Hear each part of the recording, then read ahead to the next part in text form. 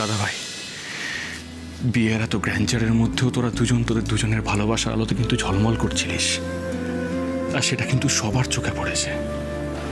বিশ্বাস কর, আমি একটু বাড়িয়ে বলছি না।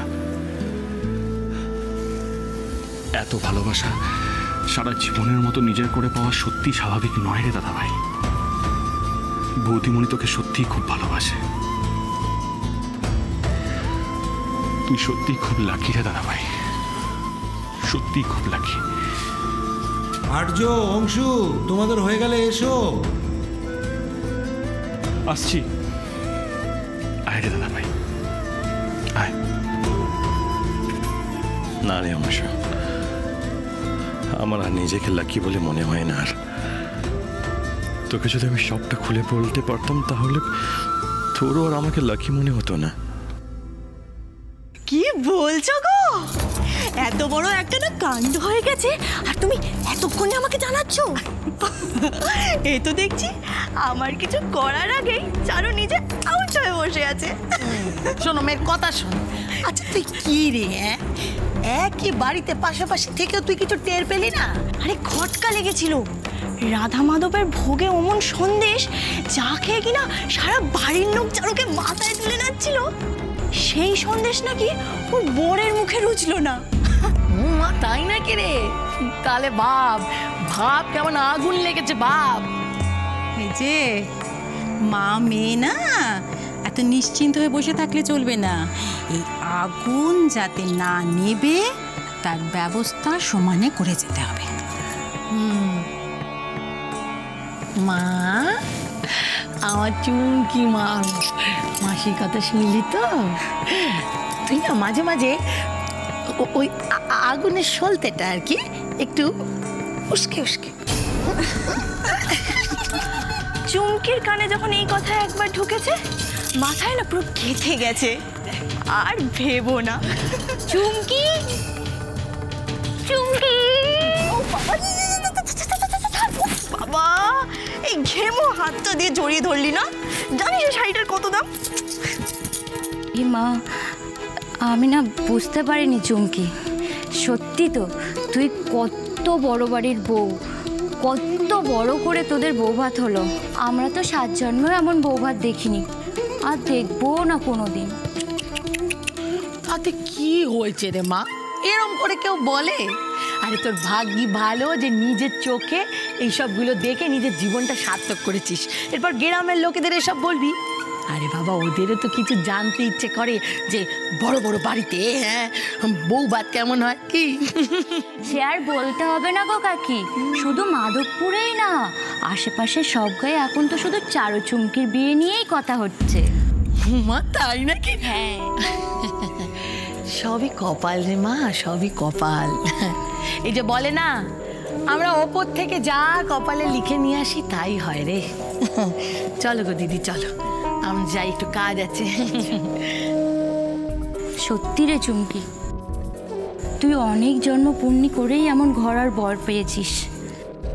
ও বাবা, ওসব পুণ্যি টুন্নি কিছু না, বুঝলি? আয় বস।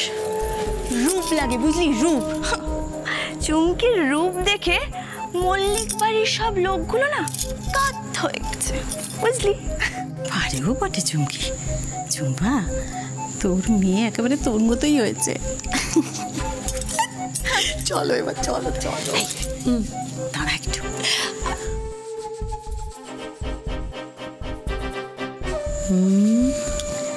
দেখি দেখি দেখি, কিছু আবার চক কষছো নাকি? বুঝতে পেরেছি, আগুনের সলতেটা আবার একটু উস্কে দেবে, তাই তো? তাই তো? শোনা বোন আমার, আমায় কত বুঝি। শোন, গায়ে হলুদের হলুদটা না চারুকে একবার বাড়তে দিয়ে দেখি। সে তো কখন বাটা হয়ে গেছে। তাহলে আমায় দে, আমি একটু শুদ্ধ করে দিই। তারপর গায়ে হলুদের সময় যখন জামাই বাবা জীবনকে ওই হলুদটা মাখানো হবে, তখন বলবো চারু কত সুন্দর করে ওই হলুদটা জামাই বাবা জীবনের জন্য সুন্দর করে নিজের হাতে বেটেছে। দাঁড়াও দাঁড়াও, কিন্তু আচ্ছা চারু যে হলুদটা বেটেছে সেটার কি হবে? আরে ওটা তো চুমকি আর চুমকি বরকে মাখাবো। তোমার যে কি বুদ্ধি না! এবার দেখবো বড় জামাই বাবা জীবনের অবস্থাটা, এবার শুধু দেখবো কি হয়। শাশুড়ি তো দু ঘা পড়তে পড়তে বেঁচেছে, এবার জামাই বাবা জীবনের দু ঘা থেকে বাঁচে কিনা দেখ চারু। বাঁচবে না তো। চল চল চল চল চল চল। চুমকি, বিয়ের পর তো তোর রূপ আরো খুলেছে রে। মেয়েদেরই দেখলে হবে, জামাইদেরকেও দেখো, ওদের রূপগুলো কেমন খোলতাই হয়েছে বলো। এক রাতে আরে বাবা, তোমাদের ঠাট্টা তামাশা হতে হতে তো বেলা গড়িয়ে গেল। জামাই বাবা জীবন রে, আগে বরণ, তারপর আবার গায়ে হলুদ। আবার গায়ে হলুদ? হ্যাঁ বাবা, এটাই নিয়ম। আচ্ছা, চারু কোথায়? চারুকে ডাকো, ও ছাড়া তো অনুষ্ঠানে শুরু করা যাচ্ছে না। আরে বাবা, আমাদের মেয়ের যা কর্তব্য জ্ঞান, যা দায়িত্ব জ্ঞান, তুমি ওসব নিয়ে একদম ভেবো না গো। কিন্তু কিন্তু আরে কোথায় ও? শোনো আমার কথা শোনো। বলছিলাম আমি তো সব ব্যবস্থা করেই রেখেছিলাম, হলুদ টলুদ সব বেটে রেখেছিলাম, কিন্তু চারুমা বলল ওই বাসি হলুদ যদি জামাই বাবা জীবনের গায়ে লেগে যদি ওই জ্বালা করে, তাই জন্য ওই নতুন করে হলুদ বেটে আনছে। দেখো আমাদের মেয়েরা জামাইয়ের কত খেয়াল রাখে।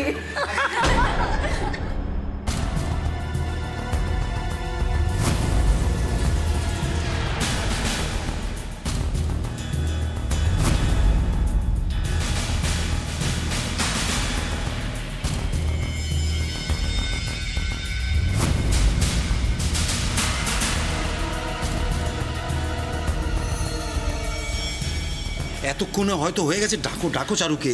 ডাকছি ডাকছি। চারু, ও চারুমা, চারু, ওই তো এসে গেছে। চল আয় আয় আয়। এই তো চারু, দে দে দে মা, দে এটা দে। যা যা যা মা যা।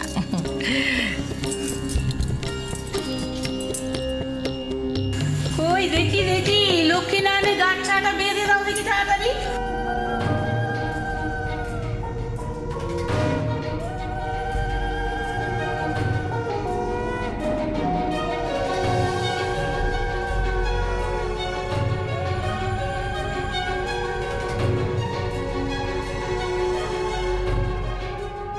ও মা গো, কি সুন্দর লাগছে ওদের।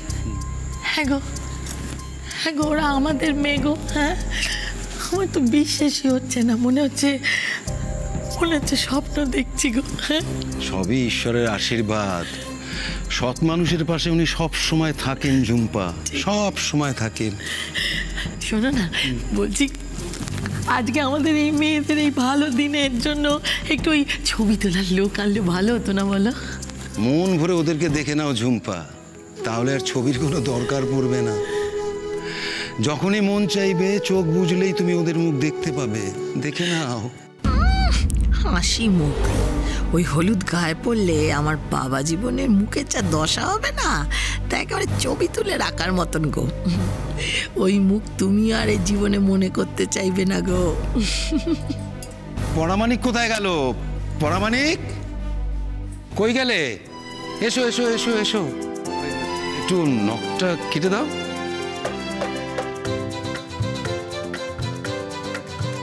এটা দিয়ে কি হবে? ওটা নরুন, ওটা নখ কাটতে হয়। নেল কাটার নেই, মানে এটা দিয়ে কাটলে তো আঙুল কেটে যেতে পারে।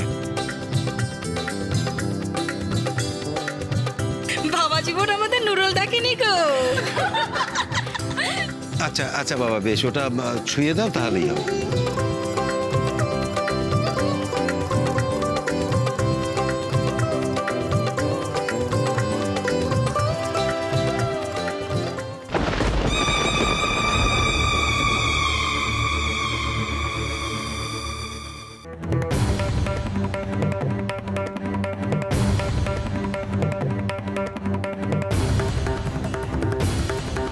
আর তো দেরি করে লাভ নেই, এবার গায়ে হলুদ তো সেরে ফেলি। হ্যাঁ, আজ কিন্তু কেউ ছাড়া পাবে না আমাদের হাত থেকে। ঠিক বলেছো একেবারে, আগে বড় জামাই, তারপরে ছোট জামাই। ওখানেও আগে চারু, তারপর আমি। মা মাসি যদি আমার সাথে এরকম করে, তাহলে আর ওদের কি দোষ? এক মিনিট।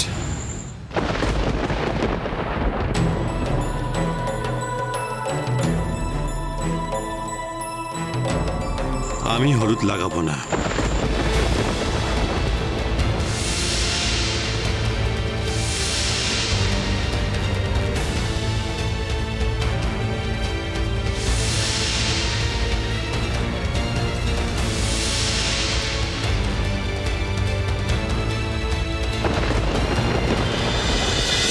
ঝিরে বাতি